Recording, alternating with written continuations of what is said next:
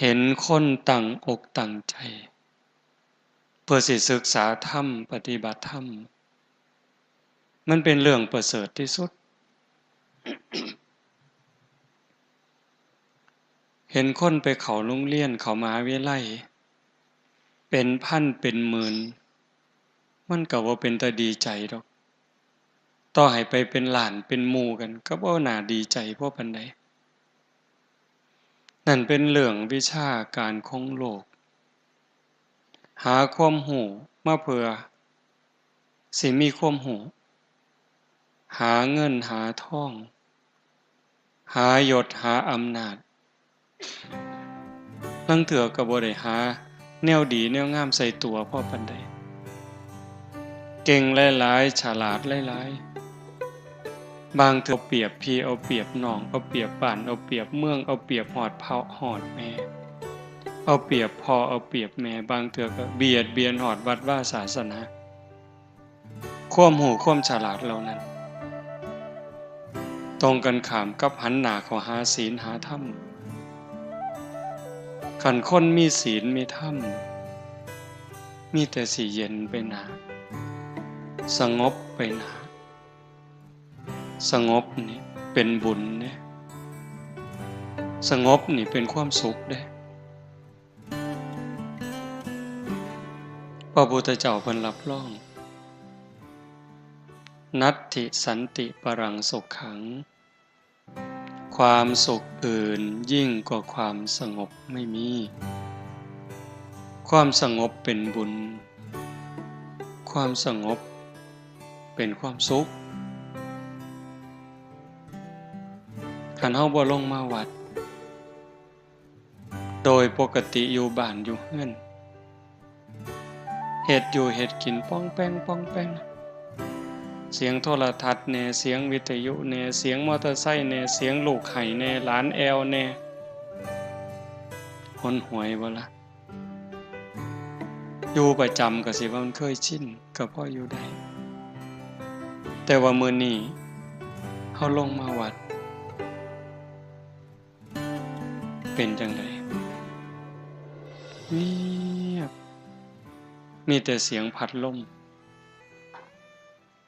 ขณะอาตมาหยุดเว้าก็ยินแต่เสียงพัดลมสำบายหูสำบายใจอันนี้สงบทั้งนอกแต่คันสงบทั้งในล่ะคืออาตมาบอกนะนั่งพับเพียบก็ได้นั่งคัดสมาธิก็ได้ยืดกายตรงๆหลับตาเบาๆหายใจเข้าหูหายใจออกหูลมสั่นก็หูลมยาวก็หูลมหยาบก็หูลมละเอียดก็หูลองเบิ่งบ่สนใจว่ามีผู้ใดอยู่ในศาลานี้แน่เฮ็ดคือก็มีเฮาผู้เดียวเนี่ยคือกับมีเฮาผู้เดียวนั่งเบิ่งลมหายใจมีสติไว้ที่จุดลมกระทบเวลาที่หายใจเข้ามันสิเย็นจักหน่อยหายใจออกมันอุ่นๆจักหน่อยเอาสติวางไว้หั่นยามเขาเฝ้าประตูบ่ว่าสิเป็นเฝ้าประตูโรงเรียนโรงงานโรงพยาบาลหรือบ่อนใดก็แล้วแต่ที่มีคนเข้าคนออกยามก็เฝ้าประตูซ่อมเบิ่งแต่คนเข้าคนออกเป็นผู้หญิงเป็นผู้ชายเข้าจักคนออกจักคนยามบ่ได้ตามไปดอกว่าคนเข้าไปทางในเขาเข้าไปเฮ็ดอีหยังเข้าออกไปทางนอกเขาไปหยังเขาไปไสบ่เกี่ยวเฮาตั้งสติไว้ที่จุดลมกระทบคือกันฮู้เพียงแค่ว่าลมเข้าลมออกลมสั้นลมยาวลมหยาบลมละเอียดนี่คืออุบายจริงๆใส่อันใดก็บ่ผิด เป็นอุบายผูกจิตให้มันอยู่กับองค์ภาวนาในเมื่อเอาเฮ็ดโดนไป5 นาทีผ่านไป10 นาทีผ่านไป20 นาทีผ่านไปกายก็เริ่มเบาจิตก็เริ่มเบาในเมื่อกายเบาจิตเบาความเย็นก็เกิดความสงบก็หลายขึ้นยิ่งสงบเท่าใดความสุขก็มีหลายเท่านั้นนั่นคือบุญ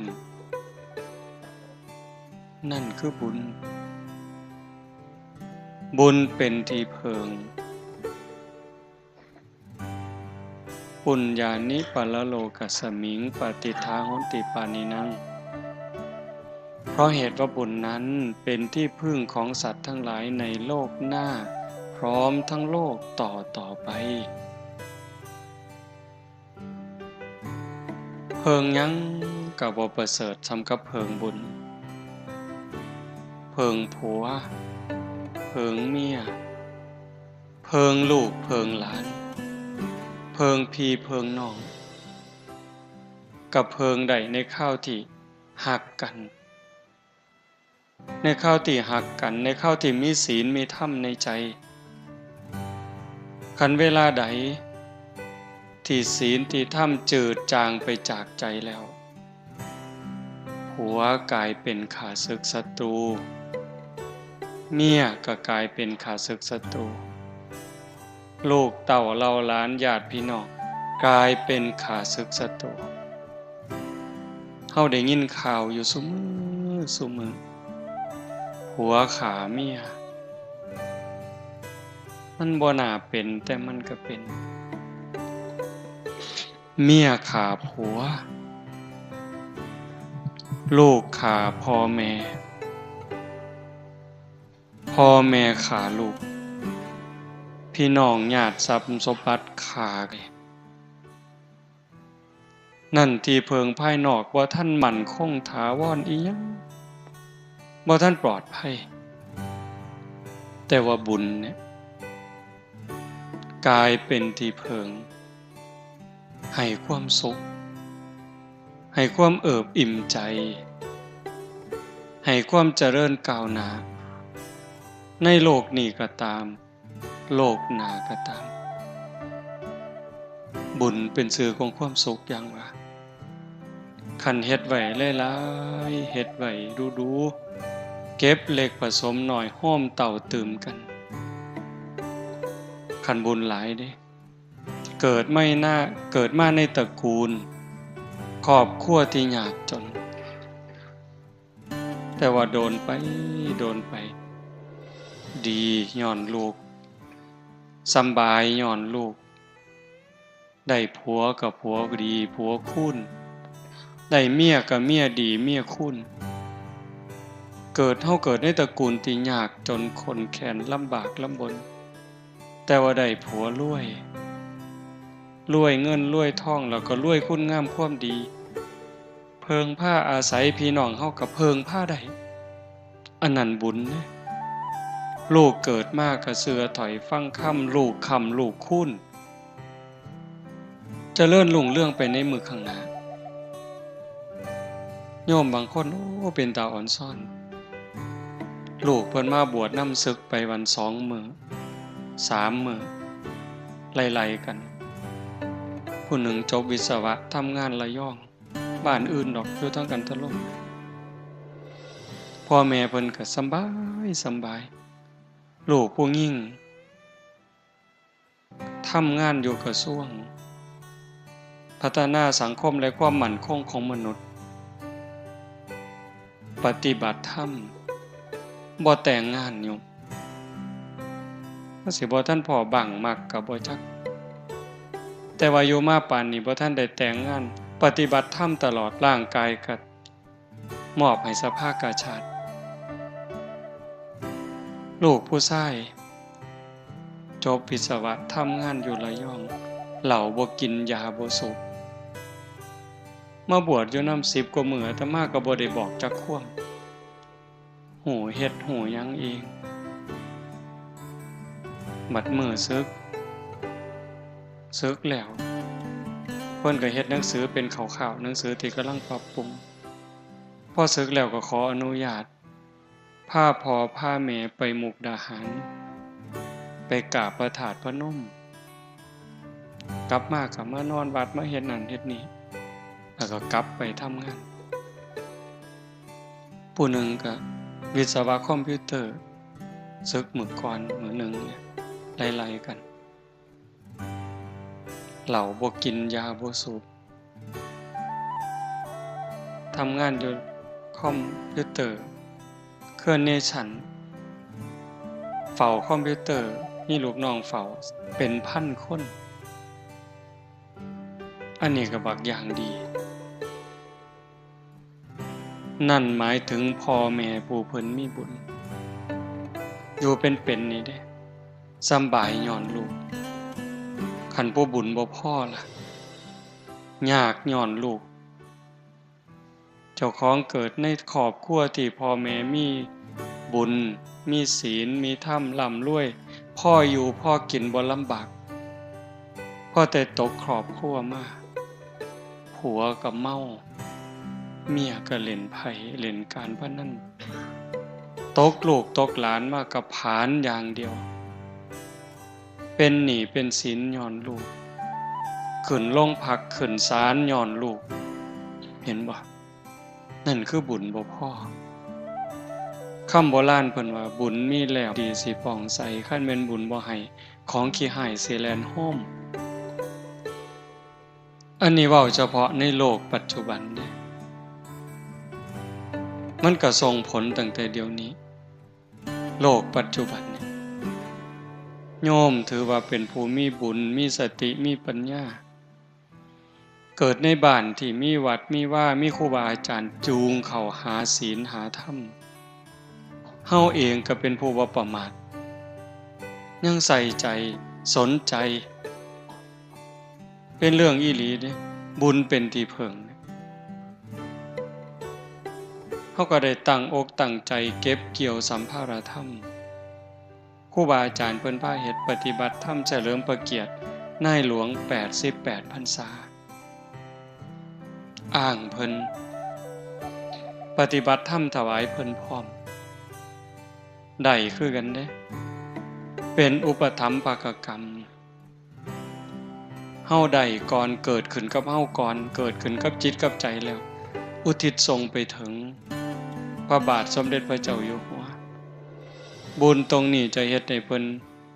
อายุหมั่นขวัญยืนสุขภาพแข็งแรงเป็นห่มโพห่มไส้เฮาโดนไปอีกตัวเฮาเองก็สิมีสุขภาพแข็งแรงขึ้นบ่แม่นเว้าเล่นเด้ยิ่งเฮาได้เดินจงกรมได้นั่งสมาธิได้เจริญภาวนาแผ่เมตตาตัวเฮาแผ่เมตตาอุทิศบุญอุทิศกุศลเนี่ยที่เฮาเอิ้นว่าเจ้ากรรมนายเวรบาปบุญที่เฮาเคยเบียดเบียนเราสรรพสัตว์เขาตกทุกข์ได้ยากบางจิตบางใจยังอาฆาตพยาบาทจองเวรเขาอาฆาตเขาก็เป็นทุกข์ย้อนอาฆาตย้อนจองเวรย้อนสร้างบาปสร้างกรรมเขาไปตกนรกบ้างเป็นเปรตบ้างอสุรกายบ้างเฮ็ดให้ตกทุกข์ได้ยากลำบากลำบนพอแต่เฮาได้มาปฏิบัติธรรมรักษาศีลเจริญภาวนาอุทิศบุญอุทิศกุศลเพิ่นรับหูรับทราบให้อโหสิเป็นอโหสิกรรมโลกนักก็เบาบางโลกเบาบางก็จางคลายโลกน้อยๆหมดทุกข์น้อยๆหมดจากหนักเป็นเบาจากเบาเป็นบ่มีเฮาสิพิจารณาเห็นว่าครูบาอาจารย์รุ่นก่อนๆที่เพิ่นเพียรอีหลีปฏิบัติอีหลีอายุ90ขึ้นแข็งแรงเด้หลวงตามหาบัวจังซี่หลวงปู่เทศจังซี่ก็เกี่ยวกับอดีตชาตินำนั่นล่ะเป็นของติดตามที่ข้ามภพข้ามชาติบ่แม่นเล่น ขันของเก่าบาปเก่าบ่รบกวนหลายจนเกินไปเนี่ยภพชาติปัจจุบันอาศัยการฝึกการฝนการเพียรการประพฤติปฏิบัติกสิทายถูกทายโทษโรคภัยไข้เจ็บหน่อยอายุยืนไปอีกแต่ขันถ้าของเก่าของหลังมันหลายโพดบาปกรรมเก่ามันหลายดวงจิตดวงใจประพฤติปฏิบัติได้ดียกจิตยกใจขึ้นสู่ภูมิศีลภูมิธรรมได้ร่างกายอาจสิเจ็บไข้ได้ป่วยนั่นคือมันหลีกบ่พ้นกรรมนี่ต้องได้รับยมสัพพังนรานังสัพพลังโสจินนังนกัมมุนาอกินจนะโมฆะมัตถิขึ้นชื่อว่ากรรมแล้วจะมากก็ตามจะน้อยก็ตามจะไม่ให้ผลนั้นไม่มีกรรมเป็นค่ำกลางๆบ่ดีบ่สัวเฮ็ดดีเป็นกรรมดีเฮ็ดสัวเป็นกรรมสัวบุญเป็นผลของกรรมดีบาปเป็นผลของกรรมสัวแต่ว่าหากโยกจิตโยกใจขึ้นสู่กระแสธรรมใดร่างกายได้รับแค่ผลแต่ว่าใจบ่รับนำคันเฮาจะเว้าครูบาอาจารย์ในภพชาติปัจจุบันเพิ่นฮอดเพิ่นถึงคือบ่เฮาบ่ฮู้แต่คนบ้านเฮานี่ก็มั่นใจเชื่อหลายอย่างหลวงปู่ชาเฮาภูมิจิตภูมิธรรมหลวงปู่อาจจะถึงฮอดฝั่งแล้วแต่ว่าร่างกายมันเป็นตัวต้องรองรับซอยเหลือตนเองบ่ได้จังหันเองฉันเองบ่ได้ลูกศิษย์ลูกหาป้อนน้ำกับฉันเองบ่ได้ลูกศิษย์ลูกหาป้อนทำธุระขับถ่ายเข้าห้องน้ำห้องส้วมเองบ่ได้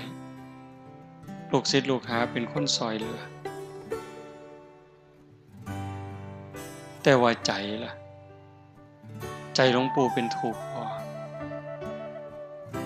เท่าที่เฮาได้อ่านประวัติหลวงปู่บ่เดือดร้อนบ่ทุกข์แล้วแต่ลูกศิษย์ลูกหาสิเฮ็ดเด้อเฮาบ่มีหยังดอกหลวงปู่ชาว่าได้นี่หลวงปู่ชอบคือกันไล่ถอยไปถึงสมัยครั้งพุทธกาลพระโมคคัลลานะอัครสาวกเบื้องซ้ายมีฤทธิ์หลายที่สุดในบรรดาสาวกน้อยหนาเพียงแค่พระพุทธเจ้าแต่พระมหาโมคคัลลานะก็ต้องถูกโจรทุบจนร่างกายแหลกละเอียดขันเฝ้าในพิสดารเนี่ยเพิ่นว่าเหาะหนีไปแล้ว3 เทื่อเพิ่นเนี่ยโจรมันมาล้อมกุฏิก็เหาะหนีกลับมาอีกมันก็ล้อมอีกหนีอีกมาอีกมาล้อมอีกหนีอีกสุดท้ายพิจารณาเป็นอีหยังมันจังสิมาล้อมขาล้อมตีเฮาแท้พิจารณาเห็นบาปกรรมเคยตีพ่อตีแม่ตั้งแต่อดีตชาติบ่หนีแล้วกรรมจะต้องได้รับก็เลยมานั่งให้ล่อให้โจรมันทุบสุดท้ายเขาก็ทุบจนแหลกละเอียดยังบ่ทันตายได้นี่คันบอกภาษาเฮาร่างกายแหลกละเอียดแล้วโจรมันหูว่าตายแล้วร่างกายแหลกละเอียดแล้วก็พากันหนีก็ใส่ฌานใส่สมาธิรวบรวมร่างกายเป็นโตเป็นตนอีกเทื่อนึงไปกราบลาพระพุทธเจ้าพุ่นเด้โยมกราบลาพระพุทธเจ้าแล้วก็จังกลับมาร่างกายแหลกคือเก่าดวงจิตจังออกจากร่างเรื่องจังสี่คันเว้าภาษาคนเฮาธรรมดายุคปัจจุบันส่วนใหญ่เขาบ่เชื่อแต่ถามอาตมาได้บัดเชื่อบ่อาตมาเชื่อเป็นหยังจังเชื่อเพราะพระพุทธเจ้าตรัสเรื่องสัจธรรมตรัสเรื่องความจริงธรรมะเป็นสัจจะเป็นความจริงเป็นอากาลิโกเอหิปัสสิโกเห็นบ่ สันทิฏฐิโกเป็นสิ่งที่ผู้ศึกษาและปฏิบัติจะพึงเห็นได้ด้วยตนเองอากาลิโกปฏิบัติได้ให้ผลได้ไม่จำกัดการเอหิปัสสิโกเป็นสิ่งที่เรียกให้มาดูท่านจงมาดูเถิดนี่คือท่าพิสูจน์ของจริงนั่นบ่ย่านเห็นว่าจังว่าโยมมาเฮ็ดเนี่ยนี่คือสิ่งที่โยมได้นี่คือบุญคือสิ่งที่เฮาได้เป็นสมบัติติดเนื้อติดตัวผัวเมียลูกหลานญาติพี่น้องตามผู้ใดไปเนี่ยว่าฮักกันฮักอีหลีอีหลอคือแก้วตาดวงใจเนี่ยผัวตายขันเมียยังเป็นสาวนี่โว้ยหอดบ่เป็นสาวปานใดแล้ว40 50ยังเอาผัวใหม่อยู่นี่บางคนผู้ลางคนบ่ทันตายได้ผัวโซ่ซื่อๆบ่เป็นตลอดมักบ่าวเสยเด้บ้านตาไห้บ่รับประกันละแต่ศรีสะเกษมีแล้วเว้ยเมียตายเอาเมียไหมลังเถื่อบ่ทันตายซ้ำบ่หาแต่โซ่จ้อยมันทำท่าเฒ่าซื่อๆนี่เว้ยแก่ง่ายตายช้าเพิ่นว่าลังเถื่อก็บ่ทันเฒ่าซ้ำดอกโบราณเพิ่นว่าก้นหม้อข้าวบ่ทันดำมันก็ปากันแล้วมักผู้ใหม่ซุมื้ออาตมาว่าบ่หาแต่ก้นหม้อบ่ทันดำดอกแกะถุงพลาสติกบ่ทันแล้วซ้ำเพราะมันบ่ได้นึ่งข้าวบ่ได้เฮ็ดกินซุมื้อนี้มันซื้ออาหารถุงแต่งงานปั๊บไปอยู่นำกันไปซื้อถุงอาหารมาแกะบ่ทันแล้วซะมันก็บ่ถูกตาแท้เนาะบัดนี้ว่าปาซ้ำโยมฝ่ายผู้แขนบ่ทันได้นับซะว่ามีจักเส้นไปคนละทางล่ะนั่นเห็นบ่สิเพิงได้จังได๋คันบ่มีศีลบ่มีธรรมเป็นเครื่องค้ำจุนใจแล้วมันเพิงบ่ได้แต่คันบุญล่ะเป็นที่เพิงผ้าอาศัยในภพชาติปัจจุบันในขณะเป็นได้ผัวกับผัวดีได้เมียกับเมียดีได้ลูกกับลูกดีเฮ็ดบ่พอได้ก็ได้บ่พอมีก็มีบ่พอเหลือก็เหลือโรคภัยไข้เจ็บหน่อยอายุก็ยืนบัดนี้ไปไสก็มีแต่คนหักคนแพงต่างกันเด้คนมีบุญกับคนบ่มีบุญผู้จังหนึ่งผู้บุญหลายบ่งามปานใดดอกแต่ว่าเบิ่งปานใดก็พอเบิ่งบ่อิ่มนะโยมบ่งามเพราะเป็นนางสาวไทยบ่เพราะเป็นพระเอกหนังดอกแต่ว่าเหลียวเบิ่งแล้วมันบ่อิ่มตามีเสน่ห์อยู่ในตัวลึกๆทำงานก็มีผู้ใหญ่เมตตาให้ความสนับสนุนนี่บุญเด้แม่นสิตายจากโลกนี้กลับไปสู่สุคติมีสวรรค์เป็นต้นเกิดใหม่ใส่บุญกินบุญทั้งสวรรค์เป็นร้อยวันพันปีเมื่อเวลาต้องกลับมาเกิดเป็นคนอีกขันบ่ทันถึงความเป็นพระอริยเจ้าบ่ทันถึงที่สุดแห่งธรรมก็ต้องกลับมาเกิดอีกพอกลับมาเกิดปั๊บเกิดในตระกูลสูงอันนี้บุญหลายดิเกิดในตระกูลสูงบุญหลายไปกว่านั้นอวัยวะครบถ้วนหน้าตาดีผิวพรรณดีฐานะดีสติปัญญาดีเฉลียวฉลาดโรคภัยไข้เจ็บหน่อยอายุยืนสารพัดเฮาสิได้ยินคำว่าสัตว์โลกเป็นไปตามกรรมอันนี้เป็นเรื่องที่ต้องพิจารณาเด้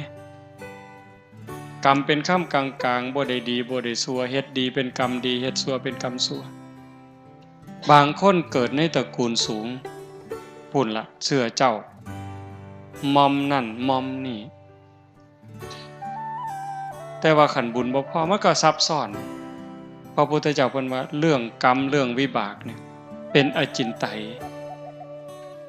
คือกันกับด้ายเปียกด้ายเปียกที่มันทับถมกันมันหยุ่งปลดยากแก้ยากโยมเขาจะเห็นว่าบางคนเกิดในตระกูลสูงเชื่อพระวงศ์แต่ว่าขี้ร้ายเห็นบ่เกิดในตระกูลสูงเชื่อพระวงศ์บางคนก็หน้าตาดีแต่ว่าโง่เอาที่ล่ะก็เป็นหมดทั้งเทื่อพิการทั้งเทื่อโรคหลายจังซี่นั่นคือบุญบ่พร้อมมันบ่สมบูรณ์เฮ็ดดีอันนึงแต่ว่าขาดอันนึงให้ท่านเนี่ยสิเฮ็ดให้รวยแต่ว่าขาเขามาท่านน่ะรวยอยู่แต่ว่าอายุสั้นมักเบียดเบียนสัตว์มาท่านมาทำบุญรวยอยู่แต่พิการเอาติล่ะรวยอยู่แต่ว่าโรคหลายเอาติล่ะบ่สามารถทานศีลมันก็สารพัดเธอมันสิสมบูรณ์หมดทุกอย่างคนที่เพิ่นสมบูรณ์หมดทุกอย่างอะโยมเกิดในตระกูลสูงพร้อมงามพร้อมรวยพร้อมโรคภัยไข้เจ็บน้อยพร้อมอายุยืนพร้อมเพิ่นมีเทิงทานเทิงศีลเทิงภาวนาเทิงเมตตาเทิงซอยเหลือเทิงเกื้อกูลบ่อิจฉาบ่ริษยาจิตใจดีจิตใจงามมีเมตตาต่อเราสัตว์บ่มีที่สุดบ่มีประมาณได้เจริญสมาธิภาวนาได้ประพฤติปฏิบัติเต็มที่มีแนวเฮ็ดให้สร้างก็บ่สร้างเฮ็ดให้เครียดก็บ่เครียดมันบ่ง่ายที่เฮ็ดใจได้จังซั่นก็ต้องอาศัยการฝึกการฝนการอบรมจังซี่จะว่างานปฏิบัติธรรมนี่เป็นงานสืบสานอายุพระพุทธศาสนาเป็นงานสร้างจิตวิญญาณพอเฮาบ่ได้เกิดชาตินี้ชาติเดียวโยมคันเฮาเชื่อตามพระพุทธเจ้าเฮาบ่ได้เกิดชาตินี้ชาติเดียวเฮาผู้เดียวนี่หวยนับคู่บ่เลือดเฮาผู้เดียวนี่คันเอามาโฮมกันเกิดมาแต่ละภพแต่ละชาติถือแค้นถือขาเอาเลือดเฮาผู้เดียวมาโฮมกันนี่หลายกว่าน้ำในมหาสมุทรเห็นบ่น้ำตาเฮาผู้เดียวห้องไห้ในเวลาเสียอกเสียใจถือกันถือแกล้งห้องไห้หาพ่อหาแม่ห้องไห้หาผัวหาเมียเนี่ยคันเอามาโฮมกันก็หลายกว่าน้ำในทะเลน้ำตาเฮาผู้เดียวนี่แต่ละภพแต่ละชาติเอามาโฮมกันกระดูกเข้าผู้เดียว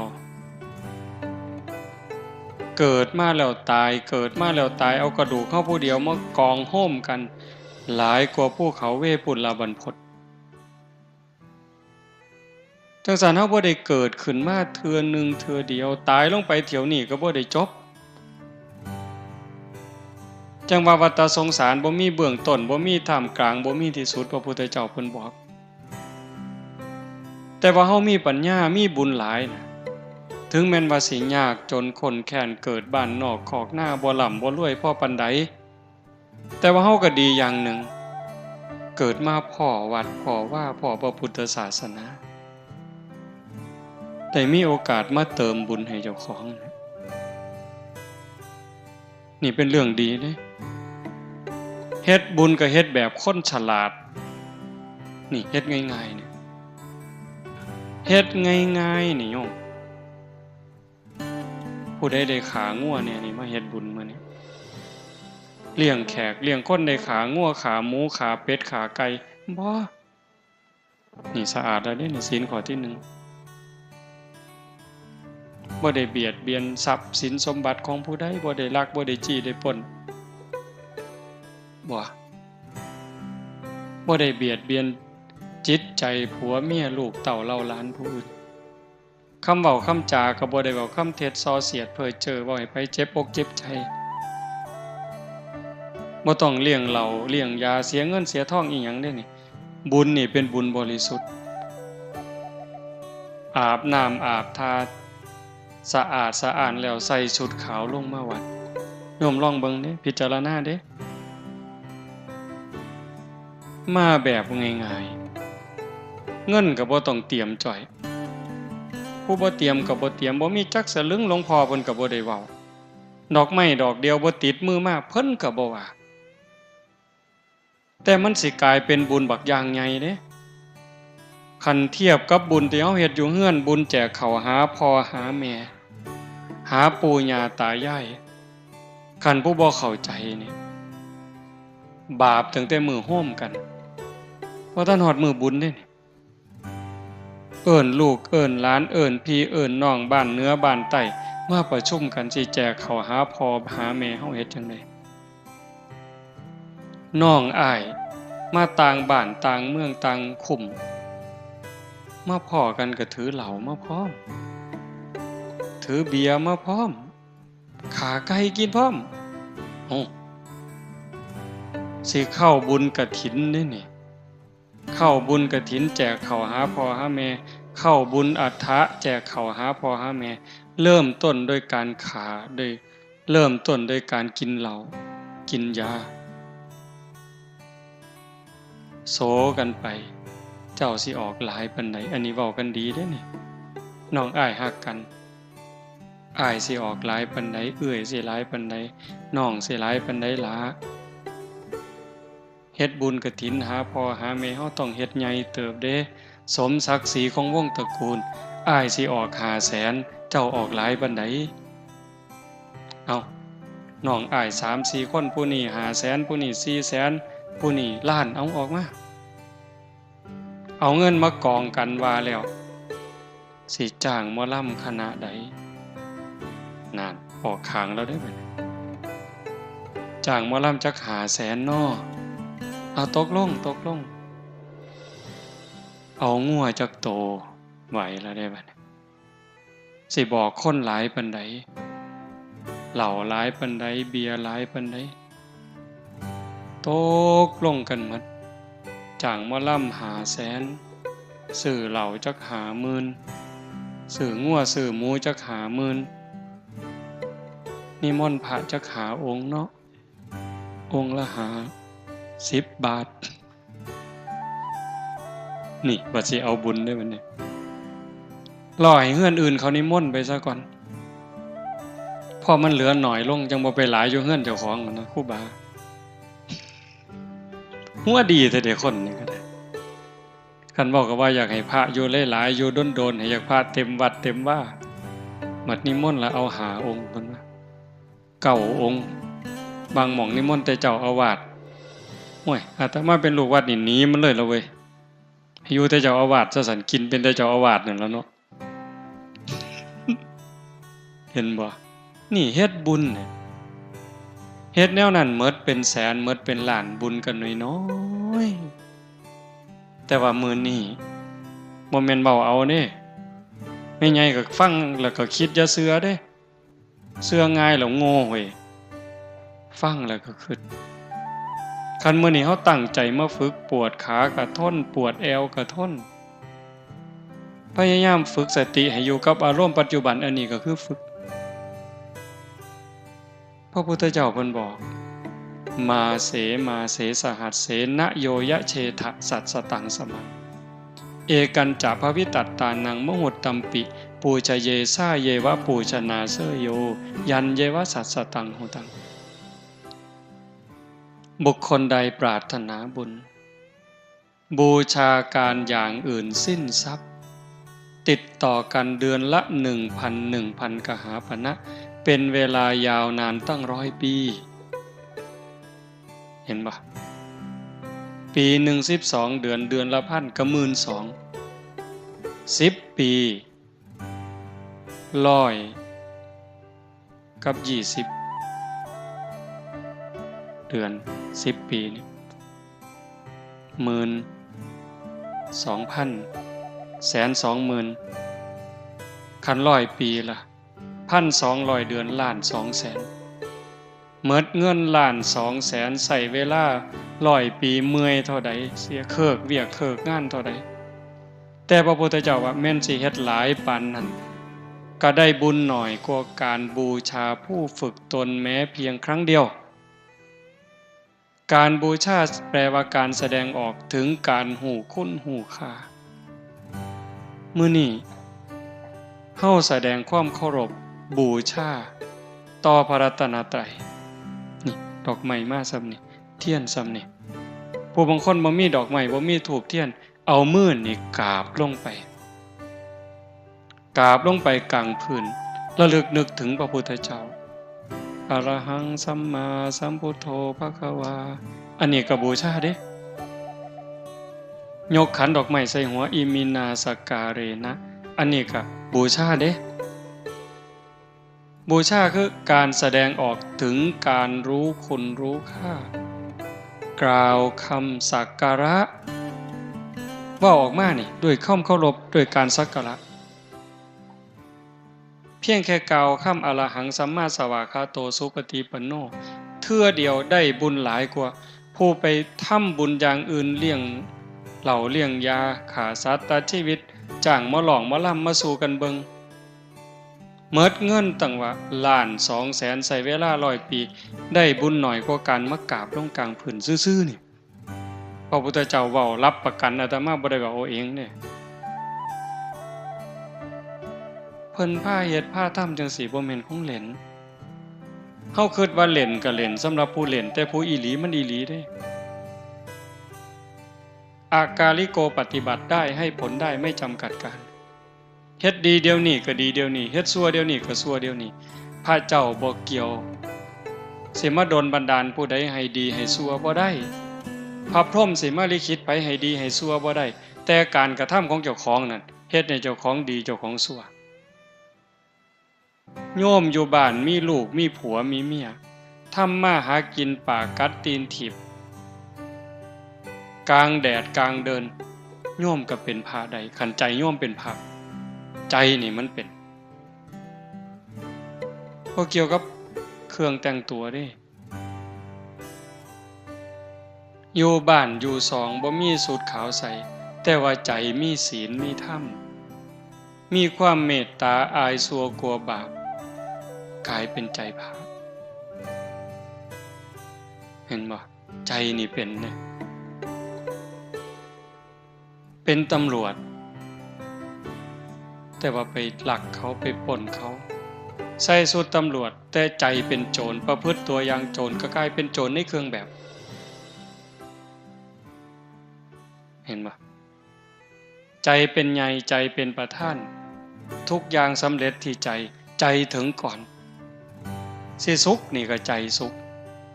สิทุกข์นี่ก็ใจทุกข์สิเดือดร้อนก็ใจร้อนสิสงบร่มเย็นก็ใจสงบร่มเย็นคนเนี่ยมันเป็นผู้ลิขิตโลกโลกร้อนเพราะใจคนร้อนโลกเย็นเพราะใจคนเย็นโลกนี่มันสิวุ่นวายก็เพราะใจคนนี่ซับซ้อนวุ่นวายโลกสิสงบร่มเย็นก็ย้อนคนเด้ถ้าใจคนสงบใจคนร่มเย็นคือโยมอยู่จังสิโยมลองคิดเบิ่งมาถ้าหมดโลกคนหมดโลกเนี่ยมีจิตใจคือญาติโยมบ้านท่าไห้อำเภอเขืองในเมืองอุบลเฮาเนี่ยเป็นจังสี่หมดโลกตอนนี้สินับถือศาสนาพุทธก็ตามนับถือศาสนาคริสต์ก็ตามนับถือศาสนาอิสลามก็ตามนับถือศาสนาพราหมณ์ศาสนาซิกก็สั่งว่านับถือศาสนาใดๆก็ตามหากว่าทุกคนในเวลานี้หมดโลกเนี่ยมีจิตใจคือโยมอย่างหน่อยๆก็ข่มจิตข่มใจละร้อนก็ทนหนาวก็ทนหิวก็ทนง่วงก็ทนปวดขาปวดแข้งก็ทนพอใจก็ทนบ่พอใจก็ทนพยายามสงบใจขันคนทุกคนในโลกเป็นแนวนี้มันสิฆ่ากันบ่โยมบ่สงครามมันสิมีบ่การเอารัดเอาเปรียบกดขี่ข่มเหงยักยอกหลอกลวงกันมันสิมีบ่การเค้นการขาการด่าร้ายกันมันสิมีบ่มันมีบ่ได้ขันใจคนเป็นแนวนี้ที่ใจญาติโยมเป็นจังซี่ก็ย้อนโยมมีธรรมเป็นหยังโยมจังได๋มีธรรมก็ย้อนโยมไฟบุญเชื่อของคนงามความดีมันฝังมาในจิตวิญญาณโยมตั้งแต่อดีตชาติแล้ว เฮาบ่ได้เกิดมาชาตินี้ชาติเดียวอย่างว่ามันคอยสะสมคอยบ่มคอยเพาะเฮามีหน้าตาดีมีอวัยวะครบถ้วนมีสติมีปัญญานั่นคือบุญเก่าเฮาเอาบุญเก่ามาต่อเอาบุญใหม่ปุญเยนะปุญญังสังสรรธรรมนาเอาบุญเก่ามาต่อเอาบุญใหม่บุญได้เกิดเป็นคนได้เกิดในผืนแผ่นดินไทยเกิดใต้ร่มใบบุญบารมีของพระบาทสมเด็จพระเจ้าอยู่หัวเกิดมาพ่อพระพุทธศาสนาบ่นิ่งดูดายฟังเทศน์ฟังธรรมหูเรื่องเห็นประโยชน์ของชีวิตเห็นว่าชีวิตเป็นของหน่อยวันเวลาของชีวิตมันหน่อยนิดเดียวแต่ว่าชีวิตเป็นสิ่งสำคัญ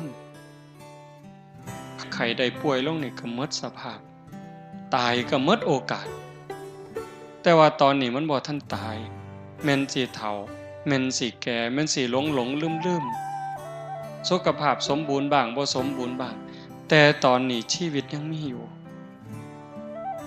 ยังแยกผิดแยกถูกแยกดีแยกชั่วเว้าดีก็ได้เว้าร้ายก็เป็นแต่ว่าเฮาอยากได้บุญอยากได้ดีอยากมีความเจริญเฮาก็เอาชีวิตที่เหลือนี่เข้ามาวัดนี่คือคนมีปัญญานี่คือคนฉลาดผู้บางคนแข็งแรงกว่าเฮาเด้ปุ่นไปร้องเพลงอยู่ในคาราโอเกะพุ่นไปกินเหล้าอยู่พุ่นไปเที่ยวหยังต่อหยังอยู่พุ่นบ่คิดน้ำศีลน้ำธรรมเลยอันนั่นก็ได้ของดีมากได้ร่างกายได้ชีวิตของความเป็นมนุษย์มาบักอย่างดีแต่ว่าบุญบ่พอเกิดมิจฉาทิฏฐิบ่ได้เชื่อว่าบาปมีบุญมีชาติหน้าชาติก่อนนรกสวรรค์อีหยังทำดีได้ดีมีที่ไหนพูดนักปราชญ์เก๋เพิ่นเว้าทำดีได้ดีมีที่ไหนทำชั่วได้ดีมีถมไปว่าซิผัวไผเมียไผลูกไผบ่ว่ามาแต่ได้แม่นดีสิขามศพคนไปก็ได้ว่าให้ได้ยศได้ตำแหน่งได้อำนาจวาสนามาสิขามหัวคนไปจะคนผู้ก็บ่งึดอันแนวนั้นได้ไม่เป็นร้อยล้านพันล้านแสนล้านก็สร้างโยมอย่าไปอ่อนซ่อนอย่าไปงึดมาเป็นร้อยล้านมีอำนาจขับโลกนั่นคือคนขาดทุนนั่นคือคนอาภัพมันสิได้ไปหยังล่ะยังเว้าบังหั่นดินดอนตอนหญ้าเฮือนซ่านบ้านซองรถล่ามาสร้างลูกเต่าผัวเมียไผสินำเจ้าไปเนี่ยเมิดลมหายใจกลับไปไผไปมันลังเทื่อบ่ทันตายซ้ำยังว่า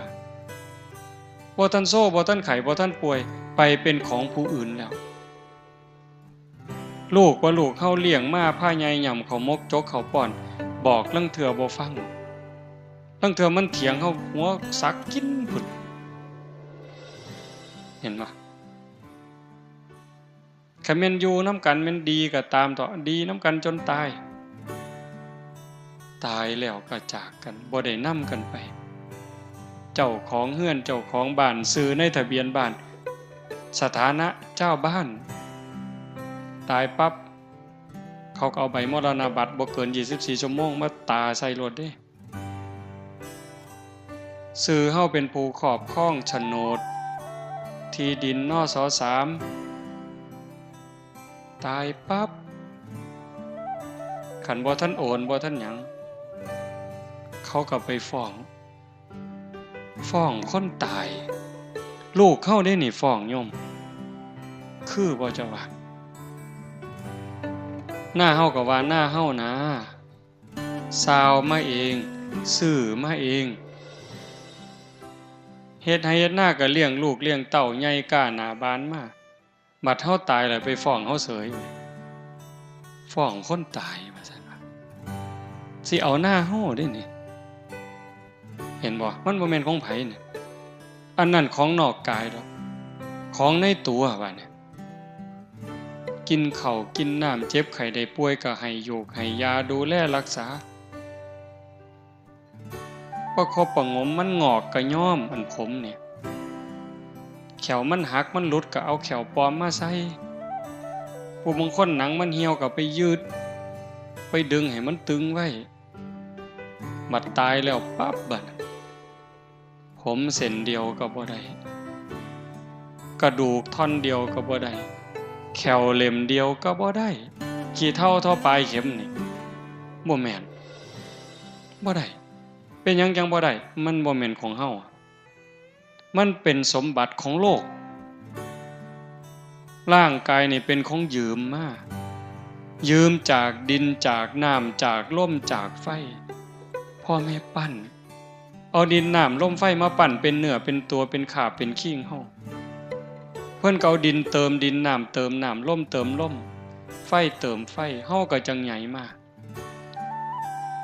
ของที่เฮาหย่ำเฮาต้องเคี่ยวต้องหย่ำเป็นข้าวเป็นผักเป็นเนื้อเป็นขนมที่ต้องได้หย่ำแล้วก็กลืนผ่านลำคอลงไปปั๊บ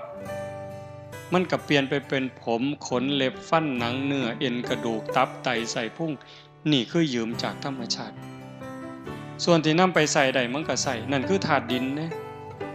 ซ่อมแซมส่วนที่สึกหรอเฮ็ดให้เจริญเติบโตม่วนเป็นกากใส่ประโยชน์บ่ได้มันก็ทายออกมานั่นคือธาตุดิน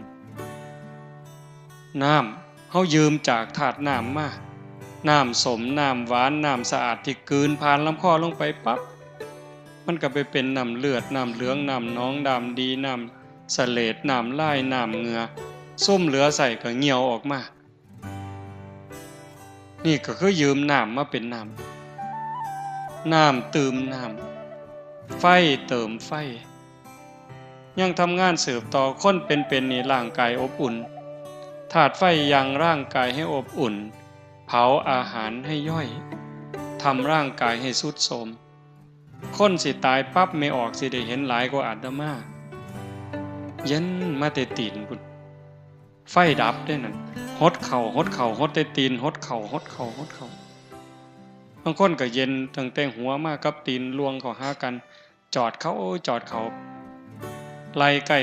เขามาหอดกันอยู่วางท้องเย็นจ้อยขันเย็นมัดโตแปลว่าตายไฟดับล่มดับเห็นบ่ยืมล่มมาเติมล่มหายใจเข้าหายใจออกนี่คือล่มยังเติมล่มยังทำหน้าที่ของเขาปกติแต่ขันเขาบ่ทำหน้าที่แล้วล่มคัดของป่วยคัดของซ้ำหน่อยซ้ำใดซ้ำหนึ่งนี่เจ็บไข้ได้ป่วยล่มเดินบ่สะดวกป่วยไข้แต่ขันอย่าหยุดเลยล่มหยุดเลยตายไฟบ่ปกติไข้ป่วยคือกันไฟทำงานบ่ปกติเย็นเกินไปก็ไข้ได้ร้อนเกินไปไข้ได้ขันพอดีเฮาก็จังเป็นอยู่จังซี่ลมผิดปกติก็ตายไฟผิดปกติตายน้ำผิดปกติป่วยตายน้ำท่วมปอดเป็นจังไดเห็นบ่ล่ะเหี่ยวบ่ออกเอ้าผิดปกติตายธาตุดินบ่ปกติป่วยไข้ตายคือเก่าอันนี้คือเฮายืมเข้ามาคันถ้าบุญมีเขาก็บริหารไปปกติถึงเวลาเมื่อเวลาก็ตายเอาโลดแต่คันถ้าบุญบ่พร้อมเจ็บไข้ออดแอดร่างกายเป็นของยืมแต่ว่าโลกนี่เป็นสถานที่ที่เฮามาเยี่ยมชั่วคราวบ่ได้มาอยู่ถาวรบ่ได้มาอยู่ตลอดไปโลกเป็นเหมือนกับศาลาพักร้อนไม่ใช่ที่อยู่อันถาวรของใครบ่มีผู้ใดเซ็นสัญญาว่าสิมาอยู่จักเดือนจักปีจักสิหมดลมมื้อใดจักสิจากมื้อใดบางเทื่อบ่ได้สั่งบ่ได้ลาดีๆอยู่นี่โยมแข็งแรงอยู่นี่ละกินข้าวกับลูกกับผัวกับเมียนอนแล้วบ่ลุกเว้าแล้วเว้าอีกเนี่ยก่อนปีใหม่โยมเมืองอุบลบ้านขามใหญ่คนบุญบักอย่างคักเด้อเนี่ยอาตมาได้เฮ็ดถนนก็เอาแบบอย่างเพิ่นนี่แหละเป็นโยมเนาะหลายปีแล้วเพิ่นนิมนต์อาตมาไปเทศน์ ส่วนพี่ส่วนน้องทอดผ้าป่าเทถนนจากหมู่บ้านไปสู่หมู่บ้านเทถนนคอนกรีตหมู่ก็เฮ็ดน้ำเล่าบักอย่างคักอยู่เด้จากนั้นมาอายุก็บ่ทันหลายดอก58 ปีมีสวนแบบจังซี่ไปเฮ็ดมีบ้านหลังนึงอยู่สวนก็ไปเฮ็ดศาลาขึ้นในสวนเจ้าของ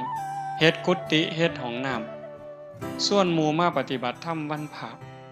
ในพรรษาก็พากันเป็นไปอยู่พรรษาบัด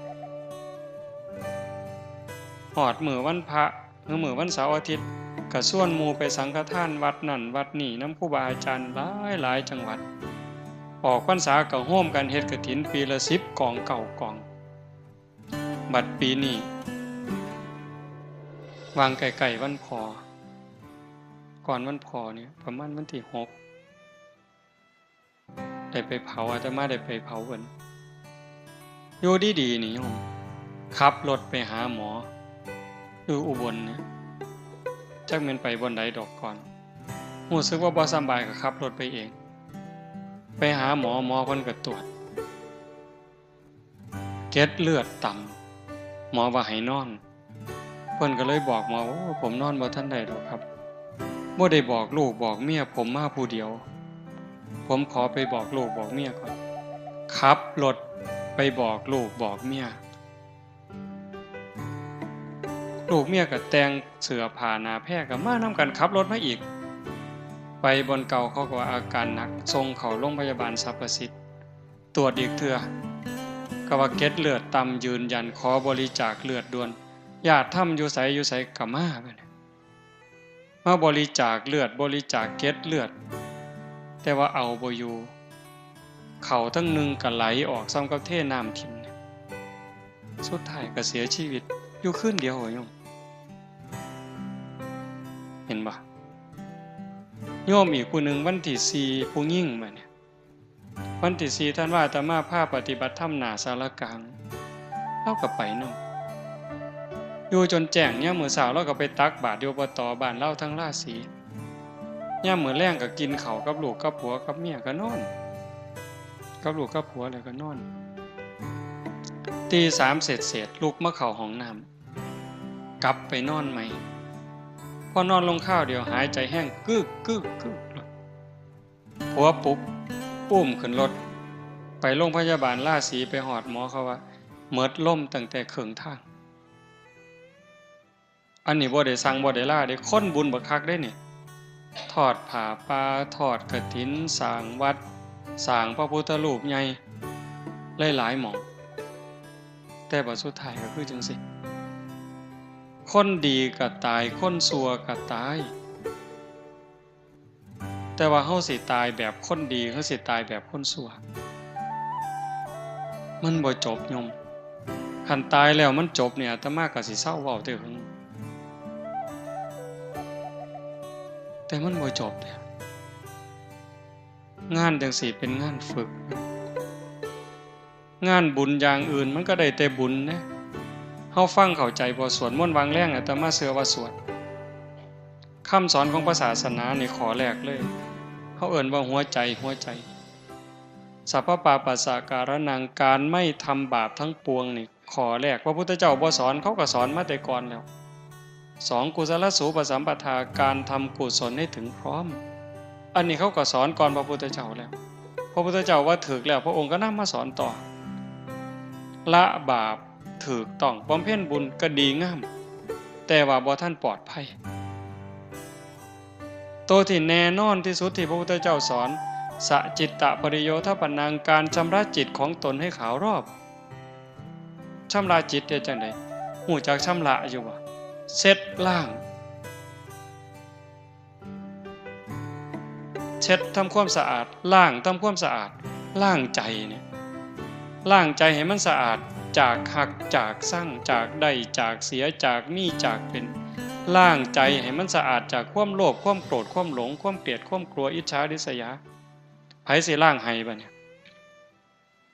สะเดาะเคราะห์900วัดมันก็บ่เซาบัดอันความอิจฉาคน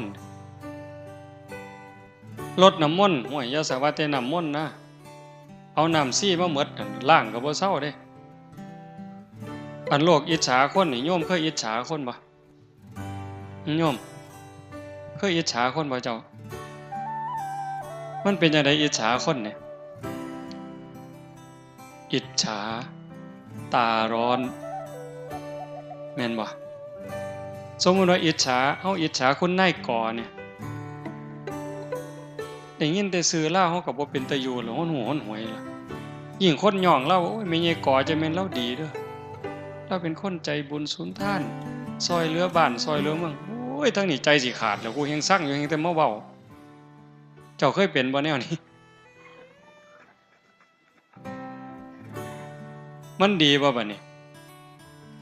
สร้างคนนี่อิจฉาคนนี่มันดีบ่ก็หัวมันบ่ดีอยู่แต่หมู่เจ้าก็บ่เลิกโง่คือฉลาดบัดนี้อิจฉาตาร้อนคันเรามาทางนี้แล้วเห็นกับพุ่นหันหน้าไปทางพุ่นกูบ่อยากเห็นปานนั้นก็ยังอุตส่าห์สร้างบ่เศร้าอยู่เด้นี่คันบอกว่าฉลาดเด้นี่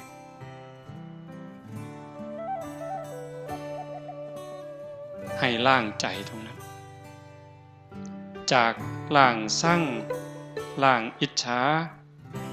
ล้างโลภล้างฮอดดีประสุดท้ายให้จิตมันอยู่เหนือดีเหนือชั่วคือโยมนั่งสมาธิผู้นั่งมาตั้งแต่ต้นอาตมาบอกมาชั่วโมงนึงแล้วคือบอกข้าวเดียวว่าสิเว้าน้อยๆถูกยาดีบ่บัดนี้เนาะผู้นั่งมาตั้งแต่ต้นเด้นี่คือบ่ออกเพิ่นนั่งเถียงมาแต่แรกคือตอนนี้จิตตอนนี้ถามว่าฮักบ่โยมลองเฮ็ดใหม่ก็ได้หยุดตัวตรงๆหายใจเข้าหายใจออกถามว่าจิตตอนนั้นตอนที่อยู่กับลมปัจจุบันเห็นลมเข้าลมออกเนี่ยคือผู้เบิ่งลมมันเบิ่งยากนั่งหยุดตัวตรงๆหลับตาเบิ่งรูปเจ้าของหนังมีสติไล่ตั้งแต่ฝ่าเท้าซ้ายจังใดเท้าขวาจังใดมือซ้ายมือขวาจังใด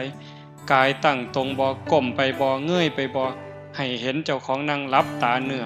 ลืมตาในเอาสติเบิ่งรูปเจ้าของนั่งเห็นภาพเจ้าของนั่งชัดเจน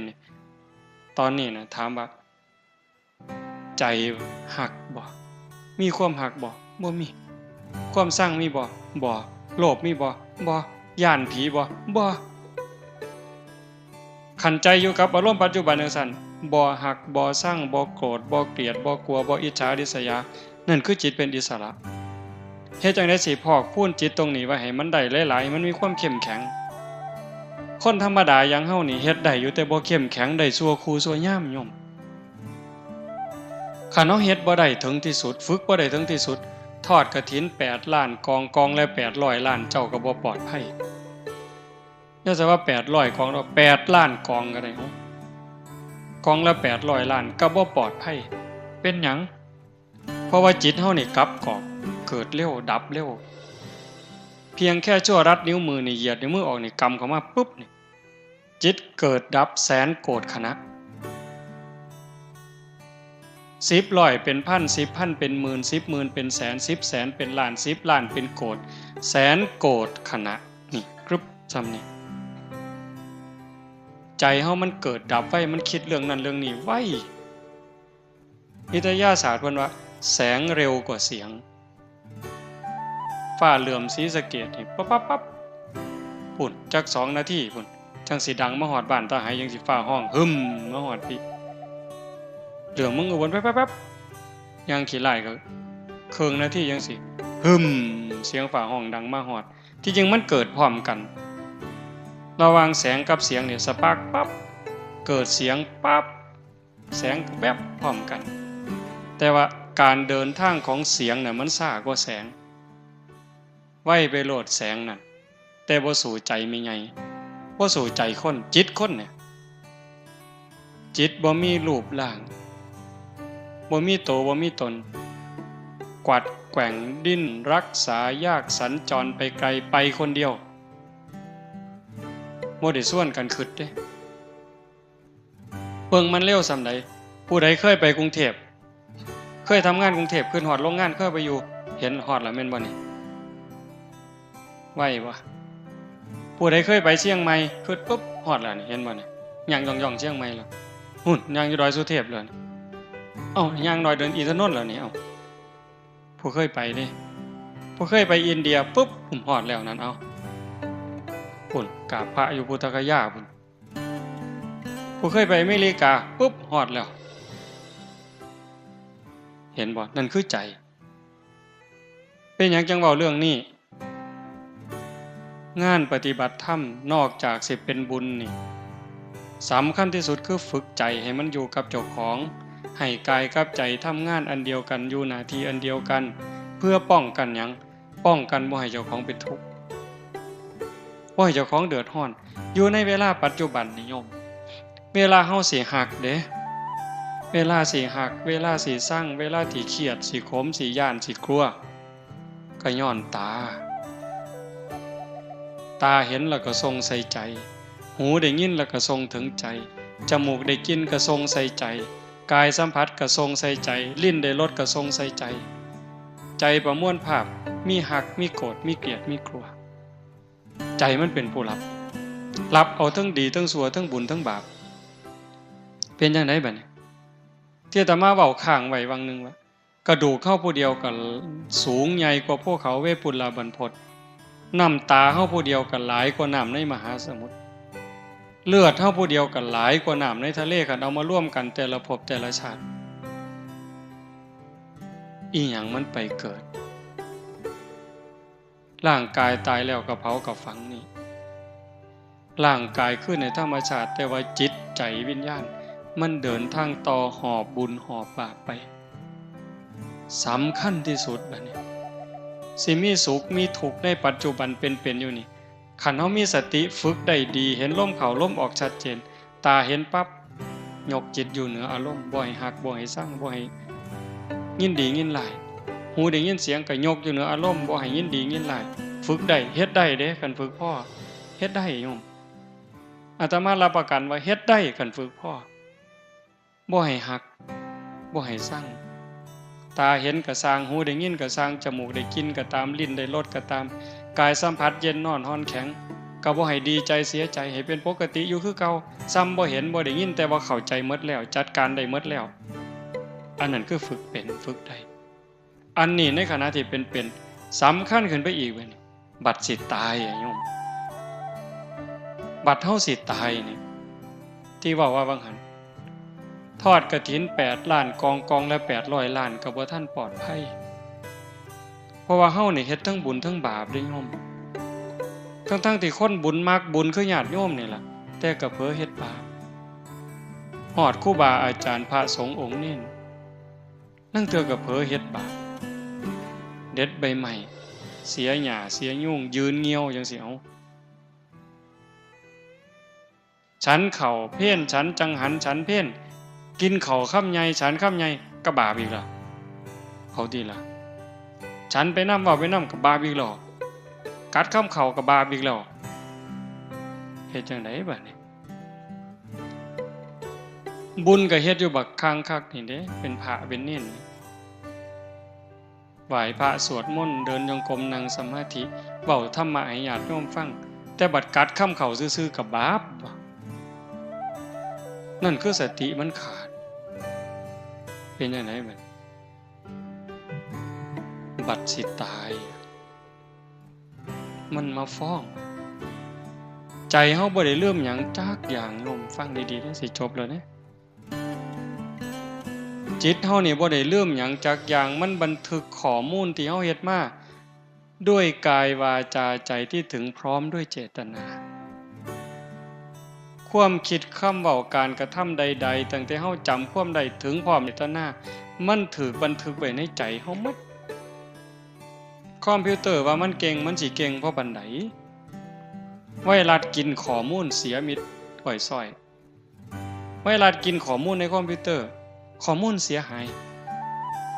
แต่ว่าใจเฮานี่โยมมันบ่ได้ลืมหยังจักอย่างโยมเพียงแต่ว่ามื้อนี้เฮาบ่เห็นซื่อๆคันโยมได้นั่งสมาธิได้เดินจงกรมฝึกจิตฝึกใจไปจักระยะหนึ่งมันจะเริ่มจำ จำได้เรื่องเล็กๆน้อยๆคอรอแคแลจอกหลอกแจกแหลกจำหมดจำไปพุ่นล่ะฮอดนอนในกระด้งพุ่นโอ้ยอาตมาจำได้อะโยมบ่คิดว่าสิจำจักเม็ดจักสิจำมาเฮ็ดหยังเนาะของจังซั่นนอนในกระด้งเพิ่นเอาสมุดกับดินสอไว้เทิงหัวมีมีดโกนอยู่เทิงหัวแม่เพิ่นป้อนข้าวเลิกศีลมาไว้ครึ่งเขาเอาตีนลูกกับตีนแม่ไปนำกันเอาหัวลูกหนุนเขานี่ยำข้าวมกไว้ตองเหย้านี่จำได้บักดีเลยเด้นี่พอหางซ่อนตักมามาป้อนใส่ปากต้อยหน้าต้อยหลังเธอสิกลืนข้าวหมดคำนึงเอามือจุ่มน้ำในโอ่ยดใส่ปากป้อนเขาบ่ทันแล้วขี่ใส่ขาเพิ่นบ่สั่งบ่เครียดลางมื้อป้อนเขาบ่ทันแล้วเฮาบ่ทันอิ่มซ้ํผู้เขาใหญ่กว่าเอื้อยเขาผู้เขาเป็นเอื้อยแล่นมาญาติกินข้าวหมกจื้อได้จักสิจื้อให้มันเป็นประโยชน์อีหยังอันของจังซั่นอันนี้บอกว่ามันบ่ลืมถ้ามาจำได้ย่างน้ำก้นโยมแม่เป็นเด็กน้อยกำลังย่างเป็นหาบเพิ่นหาบกระตาหน้ามันสิฟังนึง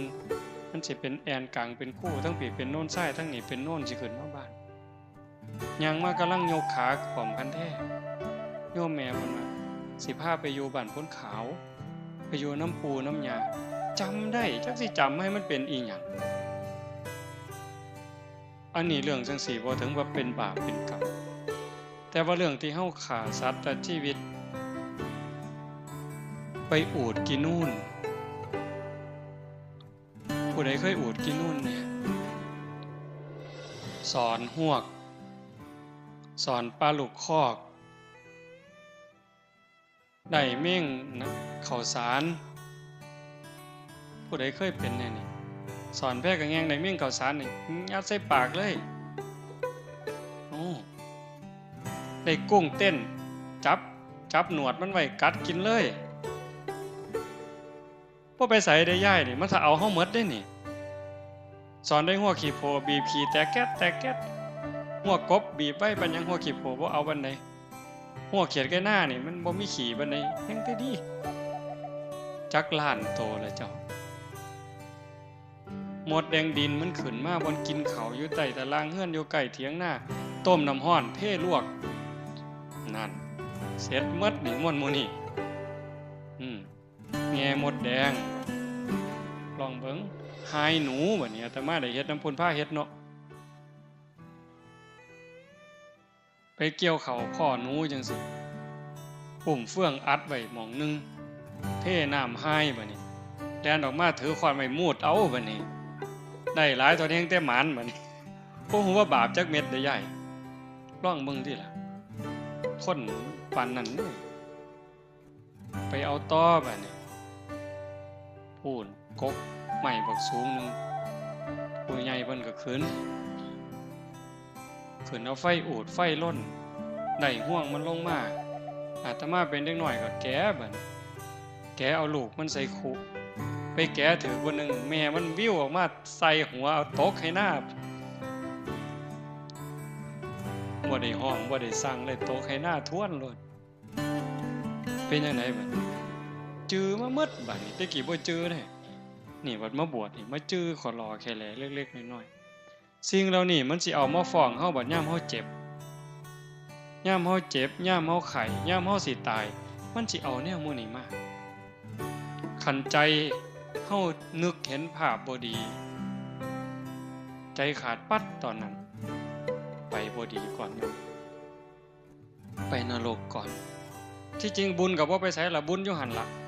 แต่ว่าใจมันไหลลงต่ำตามใจน้ำสิไหลลงตามหอมบ่ทันไหลกอดขึ้นเวียนเกี่ยวสู่ดอยแนวดีแนวงามบ่คิดแต่แนวบ่ดีเด้ดำรินี่พระพุทธเจ้าเพิ่นจึงสอนให้ในมรรคมีองค์8สัมมาสังกัปโปดำริชอบดำริออกจากกามเลยข้อที่1เลยนี่อวิหิงสาวิตโปดำริออกจากการบ่ เบียดเบียนนำหลีออกจากการบ่มุ่งร้ายนั่นคือทางถูกแต่ว่าใจคนล่ะยอมซ่อมเบิ่งเจ้าของได้โยมคนวัดคนว่าคนเฒ่าปานนี้ล่ะใจมันคิดเรื่องหยังคิดเรื่องกามบ่รูปรสเสียงสัมผัสอยู่ซื่อๆจิตมันสิไปคิดแต่เรื่องจังซั่นเกือกกลัวอยู่จังซั่นออกจากเรื่องกามรูปรสกลิ่นเสียงล่ะเบียดเบียนสิไปเอาของผู้ใดสิไปโกงเอาของผู้ใดคันบ่จังซั่นปั๊บผู้ใดมันเฮ็ดหยังให้กูพยาบาทได้บัดนี้ผู้นั้นมันเคยว่าให้กูผู้นี้มันเคยเอาเปรียบกูผู้นั้นมันเฮ็ดพี่กูน้องกูอันนั่งสมาธินี่อาตมาเคยเว้าหมู่อาตมาก็เป็นอยู่ดอกแต่หันบ่ทันเว้าปานเล่าอาจารย์สมคิดจันนิ่งหนองไปนั่งนำกันอยู่วัดพิษป่านแก่งอำเภอเขมราชไปนำกันปีนั้นหลายองค์นั่งสมาธิชั่วโมงนึงอะโยมนั่งอยู่ชั่วโมงนึงนำกันก็เที่ยงที่รีไผก็ได้วัดหลวงพ่อใหญ่เพิ่นแผ่เมตตาแผ่เมตตาอย่างดีเด้นี่สัพเพสัตตาสุขิตาโหนตุอเวลาโหนตุว่าไปพอแผ่เมตตาจบไหว้พระเลิกสมาธิ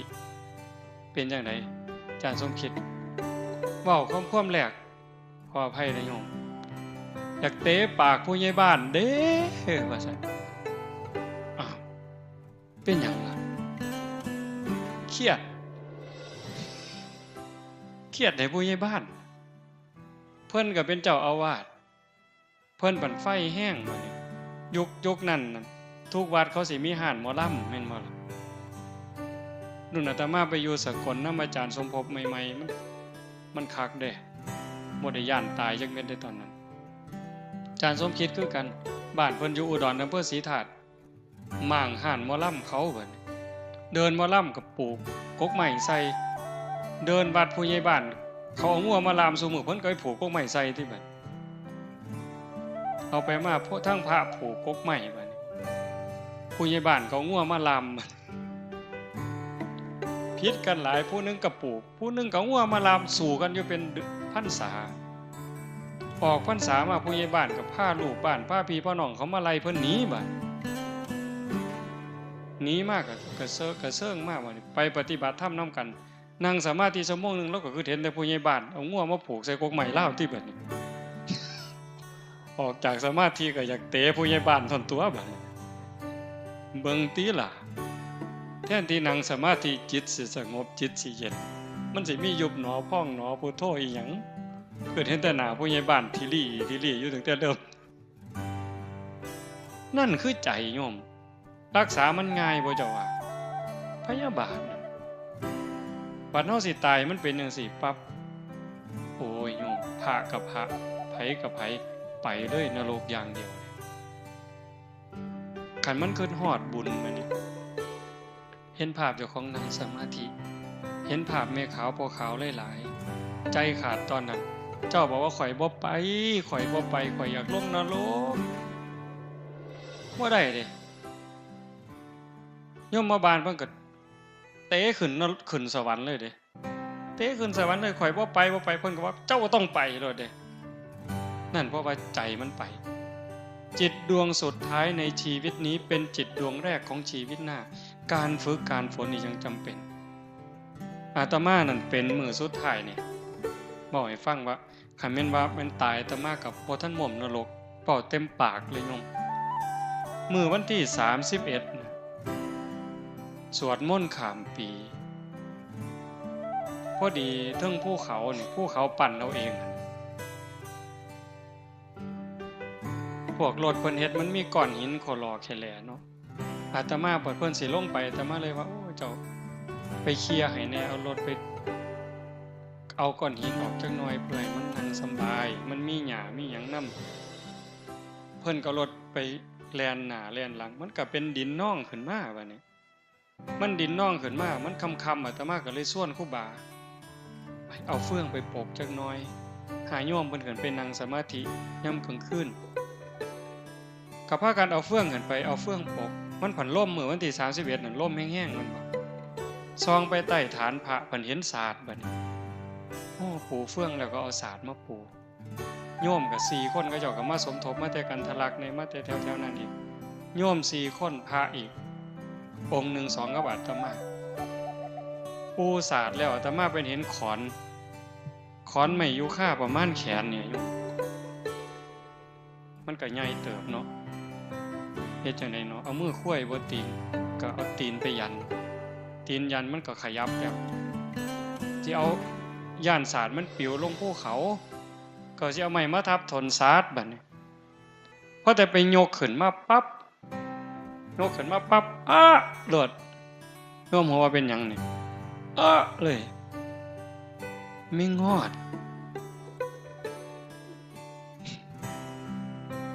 มันตอดจำได้บัดนี้เพราะว่าตอนไปอยู่วัดป่าโน่นกุลมใหม่ๆปี2ปีนั่นไม่งอดตอดซุมื้ออยู่กันกุฏิมุ้งหญ้าเนาะหม่องเตียงนอนก็เอาไม้เลี่ยนล่ำนี่ญาติโยมเพิ่นมาตีให้มันก็หกมันก็ตัดกัดซุมื้อไม้ถางปลาเป็นเดินก็มากองเป็นฟืนต้มน้ำร้อนก็ไปห่อปั๊บก็ปั๊บจื้อได้เพราะปัญญัง20กว่าปียังจื้อได้อยู่ปั๊บไม่งอดว่าซั่นหม่องสำคัญที่อาตมาเว้าให้ฟังนี่ก็คือว่าอาตมาก็ฝึกบ่พอ20กว่าปีเกือบ30เด้ก็ว่าฝึกพอสมควรแต่ยังใส่บ่ได้บ่ผ่านโยมห้องแต่เบิ่งเหิงอันไม่งอดตอดนั่นอันนี้เพิ่นมาพากรรมฐานเด้นี่ไปเทศน์ให้คนฟังก็บอกให้เจริญสติเด้นี่เขาเอิ้นเป็นอาจารย์เขาเอิ้นพ่อครูเพิ่นลังมองแต่ว่าโง่บ่บัดเนี่ยมีงอดตอดแล้วหลงห้องบ่ฮู้โตเลยเพิ่นว่าห้องก็บ่พอได้บัดนี้อันขอนอยู่ในมือจักถิ่มแต่มึงหึงถิ่มไปไสบ่กำหนดบ่ฮู้ซ้ำคันแม่นถิ่มลงใส่นิ้วตีนเจ้าของอาจสิขาดก็ได้หือโยนไปใส่หัวหมู่ก็บ่ฮู้จักหยังเลยตอนนั้นจักไปใส่มาฮู้สึกโตอีกเทื่อนึงตอนห้องแล้วก็เลยว่าโอ้เจ็บเว้ยแต่ว่าอย่าทุกข์นะเจ้าอย่าควรอย่าข้างเด้ให้เจ้าหูซื่อๆใครแม่นตายมันไปฮอดโลกใดเหรอโยม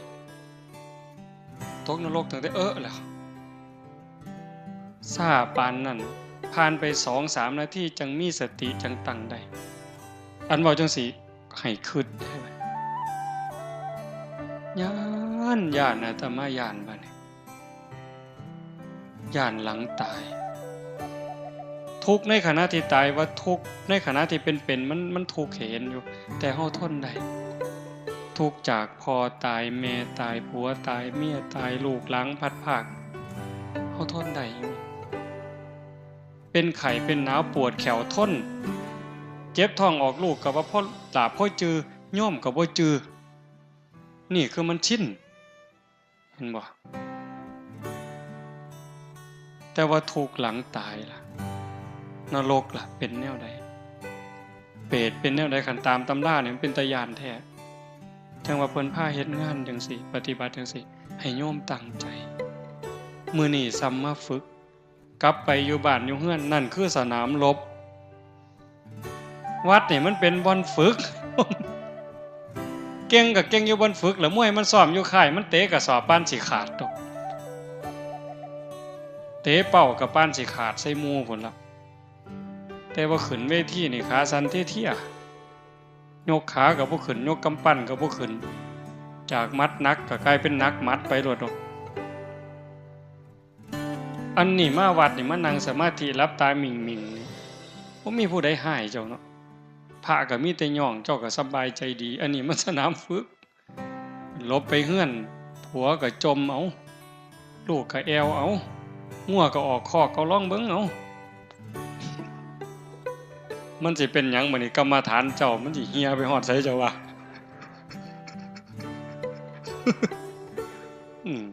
บ่ต้องเว้าทั้งล้มสิตายเด้จักสิเจ็บแขวจักสิเจ็บข้างจักสิเจ็บตับเจ็บปอดแล้วโรคมะเร็งมันยังแต่บ่ย่านสารพัดโยม แต่ว่ามันดีที่สุดคือการได้เกิดมาเป็นมนุษย์ได้พอพระพุทธศาสนาได้มีศรัทธาได้ฝึกเด้คำว่าเกิดมาเป็นมนุษย์ได้พอพระพุทธศาสนาขันบ่มีศรัทธาบ่ฝึกบ่ฝนกับบ่ดีหยังดอกโยมทั้งเทื่อคิดไปคิดมาอาจสิแพ้หมาขี่เหื่อนก็ได้เด้เฮานี่นะอาจสิแพ้หมาขี่เหื่อนก็ได้เป็นหยังจังว่าซั่นหมาขี่เหื่อนมันเกิดมาใส่กรรมมันตายชาตินี้ตายปั๊บมันอาจจะไปเกิดเป็นเทวดาก็ได้อันคนเฮาผู้หล่อๆผู้งามๆนี่ผู้อยู่ดีกินดีแต่ว่าจิตใจบ่มีศีลบ่มีธรรมนี่ไว้ตายปั๊บมันอาจจะไปเกิดเป็นหมาขี่เหื่อนก็ได้แลกกันก็ได้เด้อบัดนี้ฝ่าวเฮ็ดเด้อบัดนี้ผู้เฒ่าเด้อญาติโยมเด้อฝ่าวเฮ็ดบุญน้อยๆก็ฝ่าวเฮ็ดดีกับพ่อกับแม่พ่อแม่เนี่ยเป็นพระอรหันต์เป็นบ่อบุญอีหลีอีหลอคนอยู่ข้างอยู่เคียงกับผัวกับเมียกับลูกกับเต่าเว้าดีนำเขาเฮ็ดดีนำเขาลงวัดลงว่าได้เอาคันมีโอกาสก็ส่วนวันที่15 14 15ไปโฮมประพฤติปฏิบัตินำกันเพิ่นเฮ็ดลานถ้ำใหม่อยากโฮมพี่น้องไปนั่งให้มันเต็มปีนี้อาจสิมีแนวดีๆอาตมาใจบ่ดีวางหนึ่งว่าสิเศร้าซะดอกคิดเบื่อคิดนายแต่บัดซ่อมมันก็เป็นตาหลายกว่าเก่าบัดนี้แหมมื้อนี้ซุมมาแต่กรุงเทพก็สิมาซุมมาแต่โคราชก็สิมามันยากนำคนมื้อนี้นะก็ว่าสิมามันเอาไปมาสิหลายเด้นี่หลายก็หลายไปโลดไปสิม่วนคิดว่าสิพาโยมฝึกหลายๆปีนี้ฝึกหลายกว่าปีกายพาเล่นหลายโพดคราวเดียวก็ร้องเพลงคราวเดียวก็ร้องเพลงเนาะนี่ก็สิมีบ่มีก็บ่ฮู้แล้วแต่ว่าจะพาปฏิบัติให้หลายขึ้นเพื่อเห็นแล้วว่าเฮานี่บ่ปานใดไม่งอดตอดก็ลงห้องจักสิห้องให้มันเป็นหยังก็ปวดซ้ำเก่านะบ่ห้องแล้วก็แล้วแต่นั่นคือขาดสติจังว่าต้องฝึกต้องฝนต้องเขี่ยวเจ้าของให้เต็มที่ว่าได้สรุปได้ว่าบ่มีผู้ใดซอยไผเจ้าของซอยเจ้าของกันฝึกได้ก็เอาตัวรอดคันฝึกบ่ได้ก็เอาตัวบ่รอดเข้าใจเนาะมื้อนี้สมควรแก่เวลาใช้เวลามาชั่วโมงครึ่งโยมขออนุโมทนาสาธุกับคณะสงฆ์ครูบาอาจารย์ญาติโยมสุโขสุขคนท้ายที่สุดก็ขอรัตนาอังอิงอำนาจแห่งคุณพระศรีรัตนตรัยคุณของพระพุทธเจ้าพระธรรมพระสงฆ์และอำนาจแห่งบุญกุศลคุณงามความดีที่มีทั้งหมดทั้งมวลในสากลจักรวาลจงหลอมร่วมเป็นตบะเป็นเดชะเป็นพลวปัจจัยอำนวยหนุนทรงให้ครูบาอาจารย์ญาติโยมทุกท่านจงเป็นผู้เจริญงอกงามในภาษาธรรมคำสั่งสอนขององค์สมเด็จพระบรมศาสดาตลอดทั้งจตุรพิธพรชัยคืออายุวันนะสุขภละปฏิพันธ์ธรรมสารสมบัติให้เป็นผู้มีสัมมาทิฏฐิมีโอกาสประพฤติธรรมปฏิบัติธรรมให้ได้เข้าถึงธรรมที่พระท่านได้เข้าถึงได้หูแจ้งธรรมที่พระท่านได้หูแจ้งจนสามารถนำตนในพ้นทุกข์ได้มีความสุขกายสุขใจปรารถนาสิ่งหนึ่งประการใดหากเป็นไปโดยชอบประกอบโดยธรรมก็ขอให้ความหวังความปรารถนานั้นจงสำเร็จทุกๆประการโดยทั่วกันทุกท่านทุกคนทุกรูปทุกนามเถิด